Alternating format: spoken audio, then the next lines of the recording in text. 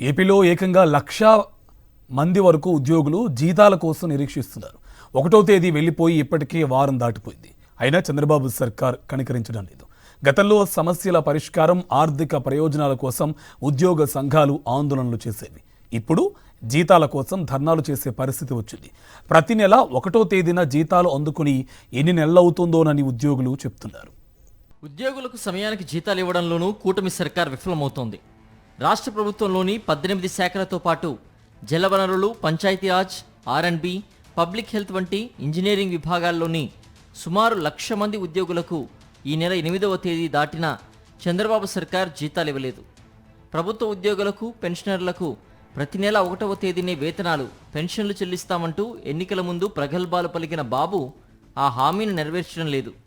ఈ నెల 8వ తేదీ వచ్చిన పౌర సరఫరాలు, ప్రజారోగ్యం, చక్కెర డైరెక్టరేట్, సర్వే విభాగం, వ్యవసాయం, ప్రణాళిక, పరిశ్రమల శాఖ ఉద్యోగులకు వేతనాలు రాలేదు. అంతేగాక సహకార, రవాణా, సమాచార, ఈఎస్ఐ, ఆర్&బి, పశుసంవర్ధక, గిరిజన సంక్షేమ, బీసీ శాఖల్లో ఉద్యోగులకు జీతాలు అందకపోవడంతో వారంతా తీవ్ర ఆగ్రహం వ్యక్తం చేస్తున్నారు. వైఎస్ఆర్సీపీ హయాంలోనే ఉద్యోగులకు వేతనాలు మెరుగ్గా వచ్చాయని ఉద్యోగులు అంటున్నారు. 8వ తేదీ వరకు వేతనాల కోసం ఎదురు చూడలేదని స్పష్టం చేస్తున్నారు.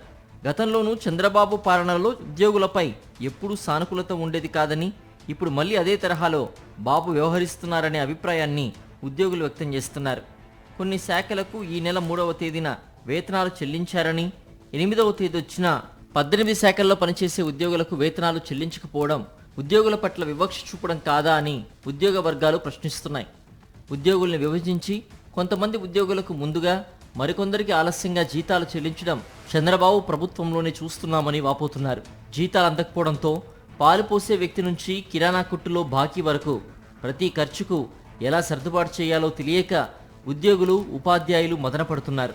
1వ తేదీ జీతం చాలా వస్తుందనే ఉద్దేశంతో ప్రభుత్వ ఉద్యోగుల్లో చాలామంది రుణ వాయిదాలను ప్రతి నెల 5వ తేదీలోపే పెట్టుకున్నారు. ఈఎంఐలు సకాలంలో చెల్లించకపోతే ఉద్యోగులను బ్యాంకులు డీఫాల్టర్లుగా చూస్తాయని, భవిష్యత్తులో ఇబ్బందులు వస్తాయని ఆవేదన వ్యక్తం చేస్తున్నారు. రాష్ట్ర ప్రభుత్వం ఈ నెల 2న 3,000 కోట్లు అప్పు చేసినప్పటికీ 8వ తేదీన కూడా జీతాలు ఇవ్వకపోతే ఏం లాభమని చర్చించుకుంటున్నారు.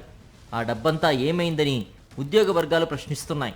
గత నెల వరకు ఉపాధ్యాయులకు ఏ నెలలోనూ 1వ తేదీన జీతాలు ఇవ్వలేదు.